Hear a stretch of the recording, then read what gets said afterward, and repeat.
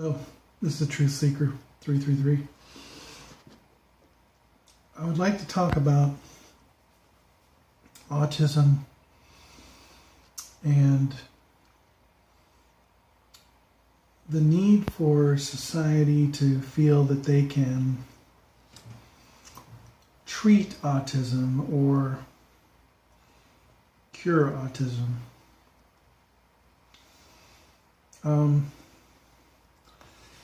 I think my feeling is that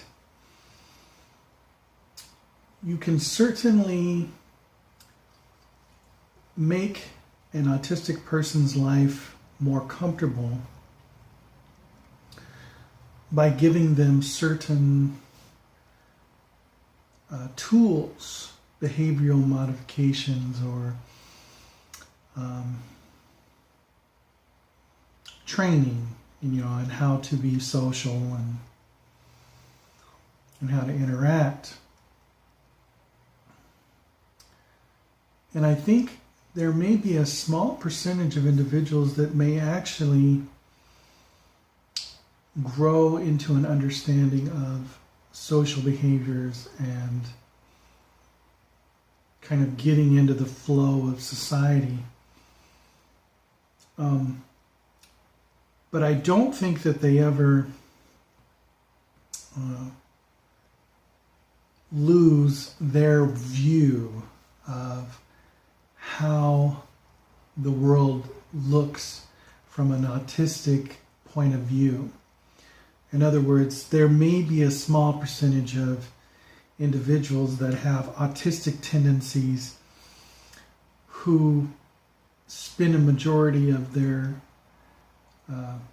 youth and midlife trying to dive into this thing we call life or social life, and some of us see glimpses of it, and we begin to experience society in the way that more of a majority of people do. But I think that for the most part, most autistic individuals will always be below, or I shouldn't say below, but not experiencing the social norms that neurotypicals are effortlessly going about their day, in the midst of their lives, just like breathing, just interacting with one another socially, while the rest of those individuals that continue to struggle throughout their daily lives, some not even knowing that they are on the autistic spectrum, possibly only with a smaller degree of autism, not necessarily in the range of Asperger's syndrome, but somewhere on the autistic spectrum. And because they don't know that they are, they accept their reality, their mode of living as what everybody goes through.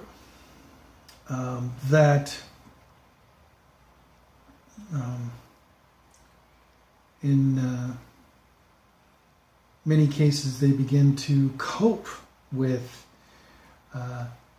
their struggles and basically move on, suck it up, start living, find a way to make it work, make life work. And I think there are, I believe, a lot of individuals out there that don't realize that they are on the autistic spectrum. But in regard to, this whole thing about childhood,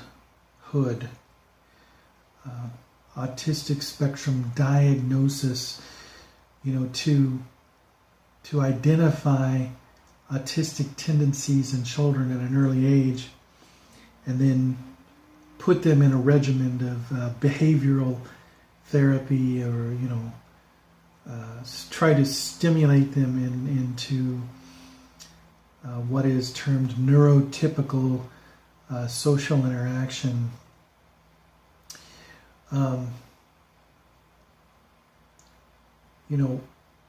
From the way I look at it is like, yes, you can train a person how to act. You can even, maybe you can even somehow stimulate their brain to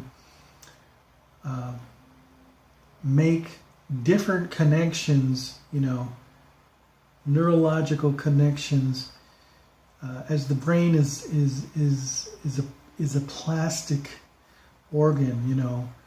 We know that after traumatic brain injuries and like auto accidents and such, that the brain has the ability to reassign other parts of the brain to allow people to learn how to walk again, to learn how to talk again. The same thing in when we suffer something like a stroke. The brain has the ability to utilize other parts of itself for redundant activities. But what I'm getting at is I don't think, I don't really believe that you ever could get rid of the autistic brain connections, the neurons that are connected in the autistic brain, or rather you could possibly stimulate a child or a person to begin to make other connections in other parts of their brain, to begin to socialize in a way that is considered neurotypical. You're always going to have that other aspect of the neurotypical brain there, as the foundation of the development of that person. And again, we get into the connections, the neurons that are connected in a certain pattern, which causes the autistic mind to think in the way that it does and to process in the way that it does. It's different, certainly not incorrect. It is in the minority as far as that is concerned. So, to give an example and to contrast the autistic mind, we can compare the attention deficit disorder mind I'm not saying that you can't have both, because certain individuals can have both autistic tendencies and attention deficit disorder tendencies. But when we look at them on opposite sides, we can see two very contrasting ways of approaching our existence. We see the autistic mind, which can get very hyper-focused and really hone in on an area of interest for hours at a time. And then we see the attention deficit disorder mind, which is constantly jumping from one focus to the next. And typically that's the stereotypical explanation of an ADD individual.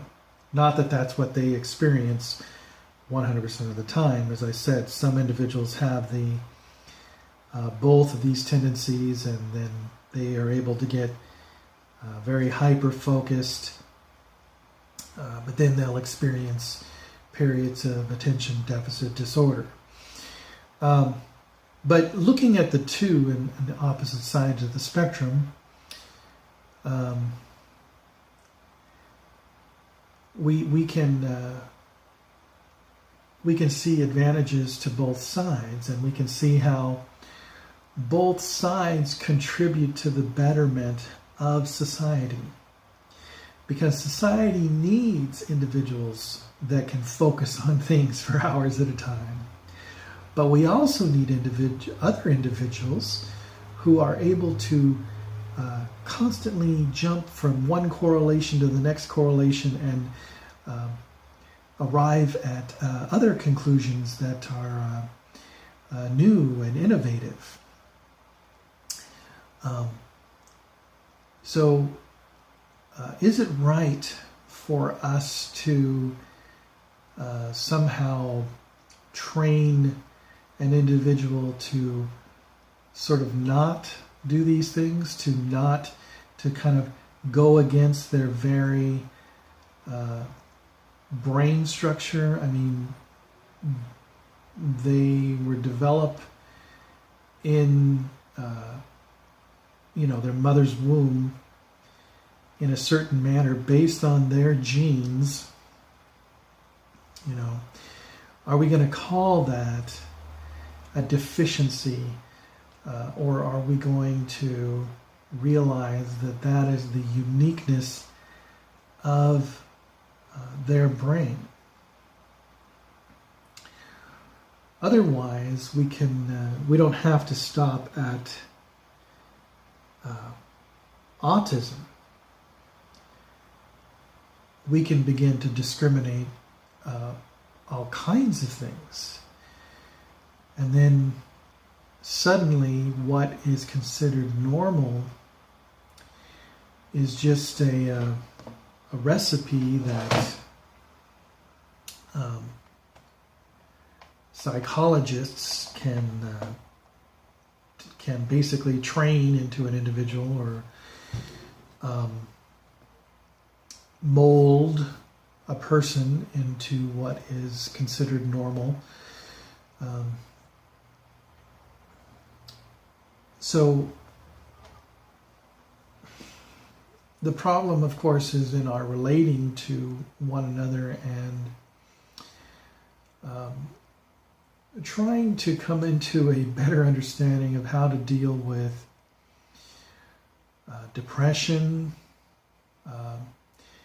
In some cases, it's anxiety. But understanding the cycles, because there are cycles of up and down that we all go through. And even the autistic individual goes through a period of a down phase. even though they are not always as expressive. They're not always as expressive, but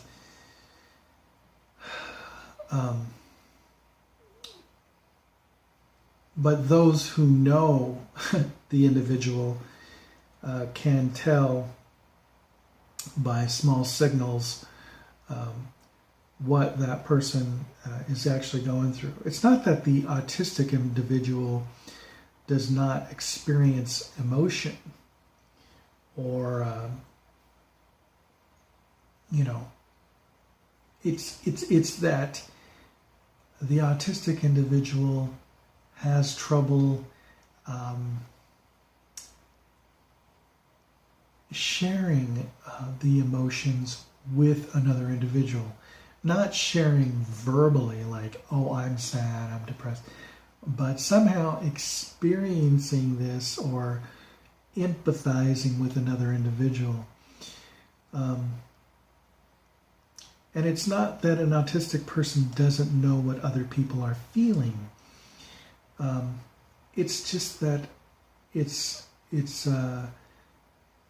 let's just say it's more of a challenge for those people with autistic tendencies to connect with other people in a way that they understand, that they know what they are feeling, and not that they do not have those skills to do that, but they do not have those skills in the capacity of a majority of society, which we label as neurotypical. And why don't I leave it there? And so God bless everyone. Keep seeking truth.